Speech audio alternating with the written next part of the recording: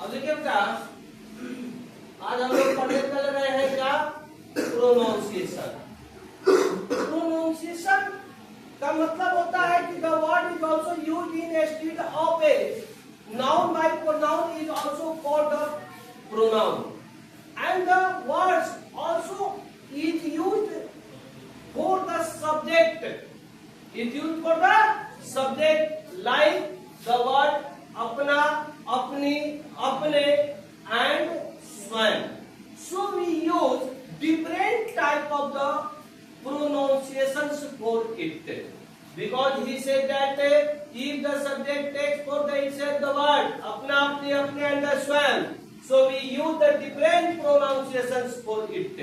And now to understand when the subject is also used as the subject like the pronunciation, pronoun and noun, then we also show the different type of the pronunciations as a writing या in your translator. Now we also understand the translation. हम सबसे पहले translation के माध्यम से इसको जान लें कि हमें कहाँ किस प्रोनाउंसिएशन का प्रयोग करना है। तो सबसे पहले आपको बताया गया है कि यदि आपको कोई वाक्य मिलता है, क्या मिलता है, वाक्य मिलता है, तो उस वाक्य से आपको घबराने की जरूरत नहीं है। क्यों? क्योंकि सबसे पहले हमको क्या चाहिए कि what is the identity of the sentence. So identity is also available in the last of the sentence. आपको जानकारी है कि वाक्य की पहचान वाक्य के अंत में होती है, और 12 को टेंस होता है बेटा, तो 12 को पहचान होती है, ठीक है। लेकिन हम अंत में देखेंगे कि इस वाक्य के अंत में क्या है, तो ता है, ती है, ते है, ताहू, ती हूं। It is the identity of the present indefinite tense. या प्रेजेंट इंडेफिनिट टेंस की क्या बेटा, पहचान। अब देखिए, जिसमें ता ते ती लगा हो, जिसमें ता ते ती तो ते तो लगा हो, उसे हम क्या कहते हैं, भाग। क्या कहते हैं, भाग।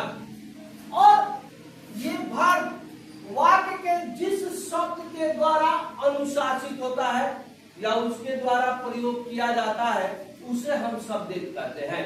Mean the verb is also supplied by the which word of the sentence is also called the subject. So इसमें कह रहा है कि पढ़ाने का काम कौन कर रहा है, तो राम। तो राम क्या हो जाएगा, सब्जेक्ट। और बाकी जो आया इसमें, यह सब हो जाएगा ऑब्जेक्ट। क्या हो जाएगा, ऑब्जेक्ट। हम इस ऑब्जेक्ट को पिकअप करेंगे, कैसे करेंगे, तो यहाँ देखिए बेटा, ये जो हम सभी है, या हमको कहिए या हम सभी को कहिए, ठीक है। तो यह क्या है, सजीव है। क्या है, सजीव है, यानी हम सभी क्या है, सजीव है। तो इसको हम लोग आईओ के नाम से जानते हैं। आईओ मतलब इनडायरेक्ट ऑब्जेक्ट। कौन ऑब्जेक्ट, अकॉर्डिंग टू द जेंस और not according to your grammar. ये मेरे अनुसार बताया जा रहा है, नॉट कि आपके ग्रामर के अनुसार बताया जा रहा है। ग्रामर कहता है कि the word normally comes after the main verb is called the indirect object. Suppose that is non living thing is also available after the main verb is also known as the indirect object, but both the object is also available in the statement. Then we also understand the thing is also known to the living thing also known as the indirect object, and the non-living thing is also known as the direct object. अगर वाक्य में दोनों की अवस्था बनी हो, सजीव की, निर्जीव की, तो मेरे अनुसार सबसे पहले सजीव की प्रधानता दी जाती है, तब हमें निर्जीव की प्रधानता हम लोग देते हैं। तो सबसे पहले सजीव की प्रधानता है कि राम पढ़ाता है। तो राम किसे पढ़ाता है, तो हम सभी को पढ़ाता है। अब राम हम सभी को क्या पढ़ाता है, तो यहाँ देखिए बेटा, अपनी अंग्रेजी या अलग अलग शब्द नहीं हो सकता है। क्यों? क्योंकि यह नाउन है, और इसके पहले जो अपना, अपने, अपने आया, इसे हम लोग कहते हैं पिए। क्या कहते हैं, पिए। मतलब कि हम बोतल उठा के मत पिए। पिए का मतलब P for positive adjective, P for. तो यहाँ पॉजिटिव एडजेक्टिव का जिक्र किया गया है प्रोनाउंसिएशन के साथ में, तो यह हो जाएगा पॉजिटिव एडजेक्टिव। इसको बोलते हैं हम लोग डायरेक्ट ऑब्जेक्ट। क्या बोलते हैं, डायरेक्ट ऑब्जेक्ट। और स्वयं शब्द जब आएगा तो इसको बोलते हैं हम लोग आरपी। क्या बोलते हैं, आरपी मतलब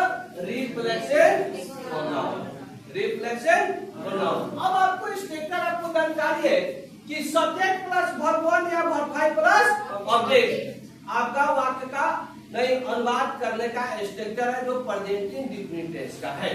तो सबसे पहले उसमें कह रहा है कि सब्जेक्ट, तो इस वाक्य में सब्जेक्ट कौन हो जाता? राम। तो हम क्या लेंगे? राम। अब राम क्या करते हैं? पढ़ाते हैं, यानी पढ़ाने का काम करता है, तो राम क्या हो जाएगा? टीच। अब यहाँ राम कै गो है और यहाँ वर्ब एक से अधिक है, तो हम इस राम के अनुसार अगर राम थर्ड पर्सन का सिंगुलर सब्जेक्ट है तो हमको भाग को सिंगुलर बनाना होगा। तो कैसे बनाएंगे? तो इस भाग को पढ़ेंगे, यानी टीच। अंत में आपका उच्चारण क्या रहा है? CH। टीच मतलब च, टीच मतलब च, उच्चारण क्या रहा है? च। तो जब च होगा तो इसमें ES लगाकर हम भाग को सिंगुलर बनाते हैं और इसी ES को लगाकर हम नाउन को प्लूरल बनाते हैं। ठीक है, सेम कंडीशन होता है, लेकिन भाग सिंगुलर बनता है, नाउन प्लूरल बनता है। अब कह रहा है कि राम टीचर, राम पढ़ाता है, तो राम किसे पढ़ाता है? तो हम सभी को पढ़ाता है। किसको पढ़ाता है? हम सभी।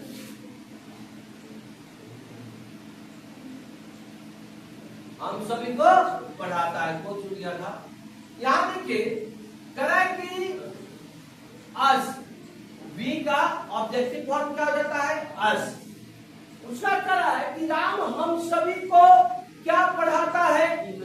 तो अपनी अंग्रेजी, अलग अलग नहीं बोलेंगे क्योंकि ये दोनों मिलकर ही ऑब्जेक्ट बनेगा।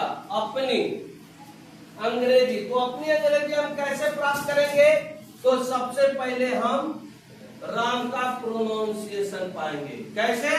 तो देखेंगे कि राम क्या है, तो यह थर्ड पर्सन का सिंगुलर सब्जेक्ट है।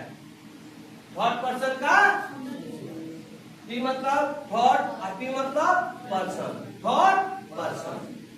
उसके बाद ये राम कौन जेंडर है?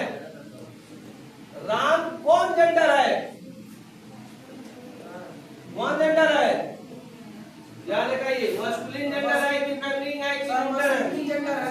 मस्कुलिन जेंडर है। तो इसका प्रोनाउंसिएशन बेटा क्या हो जाएगा? ही। इसका प्रोनाउंसिएशन क्या हो जाएगा? ही। प्रोनाउंसिएशन मतलब प्रोनाउन। आपको पहले बताया गया कि the word is used instead of a noun is called the pronoun. तो अब यह नाउन के बदले में हम लोग उसका प्रोनाउंसिएशन प्राप्त कर रहे हैं। तो राम क्या है? तो मस्कुलिन जेंडर है, इसलिए इसका प्रोनाउंसिएशन क्या होगा? ही होगा। और ही का पॉजिटिव एडजेक्टिव क्या हो जाएगा? हिज। क्या हो जाएगा? हिज। तो हम क्या लेंगे यहाँ पर? हिज कहते इंग्लिश। अब कह रहे कि राम हम सभी को अपना अंग्रेजी कैसे पढ़ाता है? टीचर रख के पढ़वाता है कि स्वयं पढ़ाता है? तो क्या कर रहा है? स्वयं पढ़ाता है। तो स्वयं के लिए हम क्या लेंगे? हिज का रिफ्लेक्शन प्रोनाउन क्या लेगा? हिमसेल्फ। तो यहाँ क्या ले लेंगे? हिमसेल्फ। बोलिए इसमें कहीं दिक्कत आप सभी को? जैसे कहते हैं कि मैं